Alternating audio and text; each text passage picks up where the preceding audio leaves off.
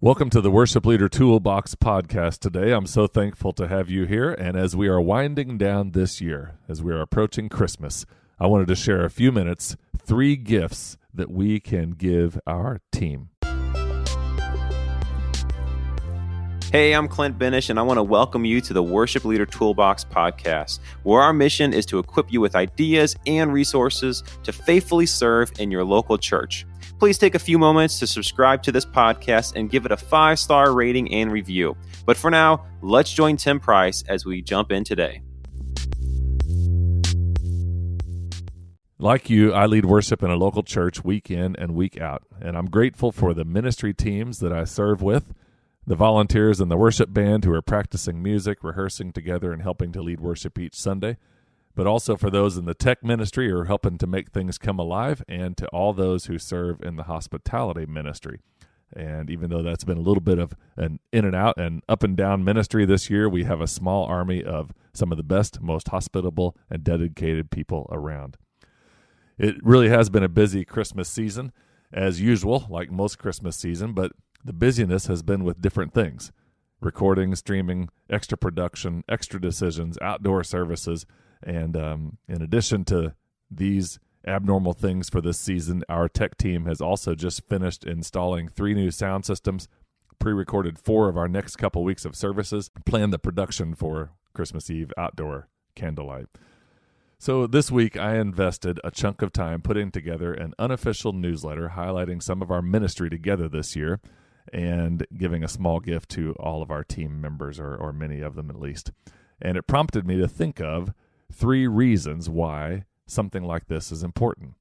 And these are the 3 gifts that you can give: acknowledgement, appreciation, and vision. Every leader can do this, especially as we approach Christmas, but really any time of the year. These are 3 gifts that can make a difference in your team and ministry. The first one is acknowledgement. For this year, it seems like every paragraph and letter and news story we have read starts with some version of "It's been a different year, but," or "In this unusual time, we have ... So this phrase may be overused, but as a leader, I understand it. You almost have to pinpoint the situation, at least kind of have a level playing field of what you're heading to next and what you're going to say. In order to move everyone to the desired place, we have to pinpoint where we are, acknowledge the uncertainties, acknowledge the mistakes we've made, acknowledge that people are suffering, and many of them right here among us in various ways. And so we don't want to stop there and give up. We want to acknowledge where we are so that we can move forward. Acknowledgement might look like letting your team know why we've had to set certain things aside, or why we're willing to keep trying even when things aren't the most excellent. And, most worship ministries, as I've already mentioned, are like fish out of water trying to lead a congregation that's either solely online or, at the very best, half of the usual numbers before COVID. And in some ways, leading a congregation that's half in person and half online is actually more difficult in terms of focus. I've recently come across these 2 quotes. One of them is, "If anything is worth doing, it's worth doing badly." So that's not to say we don't want to be excellent, but if we really believe in what we're doing, we're going to do it either way, whether we feel like it's top-notch or whether we feel like we're, partway there. We're going to do it because it's worth doing it.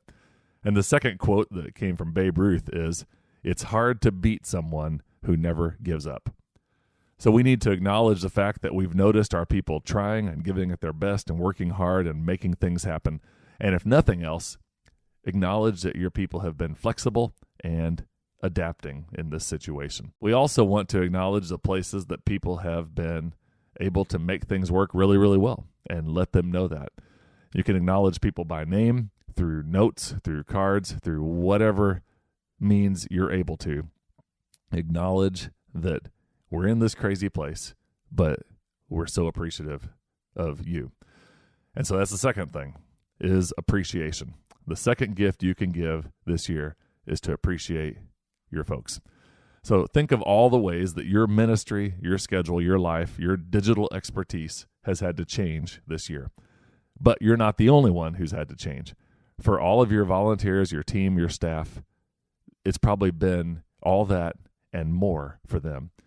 So as a leader, we need to verbally and tangibly appreciate the time that has been invested. Of all the ministries in the church that have been impacted, worship ministry is the one that has stayed pretty constant. We've had to continue to do those things. It's been the visible kind of link of our churches, and especially during the seasons here where there's been no in-person worship, and even when there has been worship ministry, the level to which we've had to get things together has actually been raised. So of all the ministries in the church, they're all important, and most of them had to pinch hit and move to Zoom and cancel things and set non-essential things aside. And all the while, worship ministries are still planning and scheduling and preparing and rehearsing and meeting and recording and leading weekly, and many times with new twists and new turns.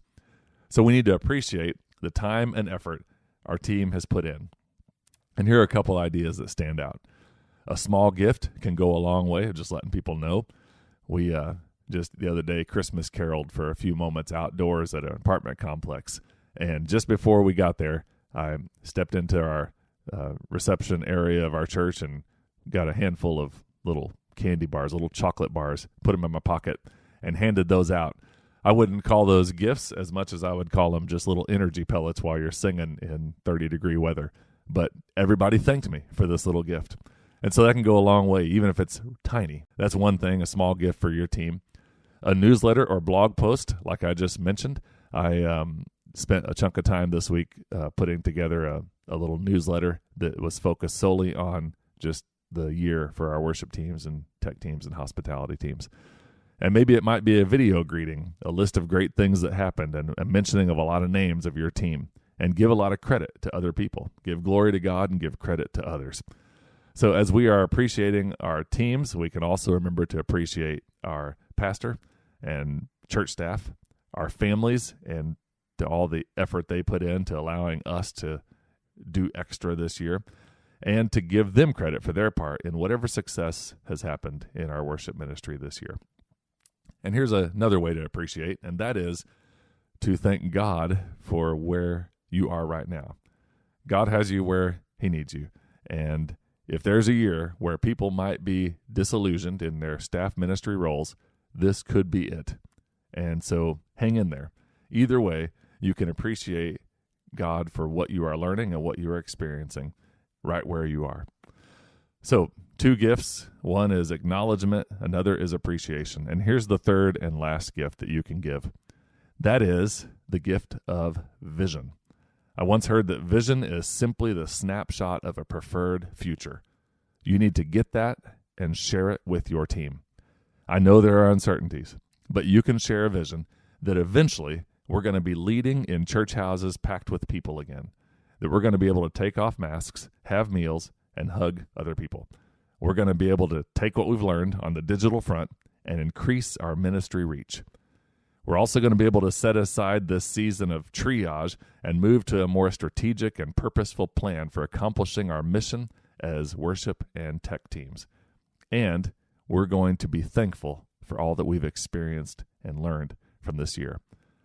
And there are other components to the vision specific to your area, but every single leader has this special, unique call in their lives to be the leader at this time.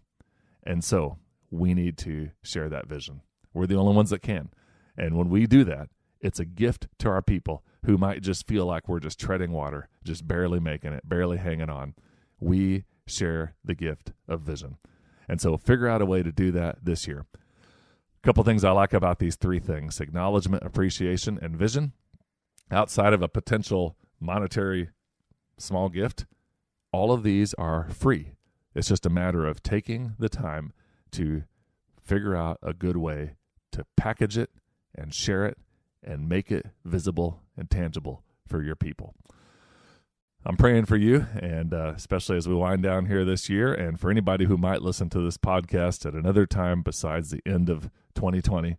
These 3 things can apply at any time, but right now they are of utmost importance. Thank you for your ministry and for your part in worship in whatever church and setting you are serving in. I know that God has great things in store, and we are so thankful that you are part of the Worship Leader Toolbox podcast with us. We'd love to have you check out worshipleadertoolbox.com for posts and resources and other ways of getting connected. And we'd also love to see you on Facebook, and you can find out more about that at the website as well. Thanks so much. We're praying for you, and we will see you next time.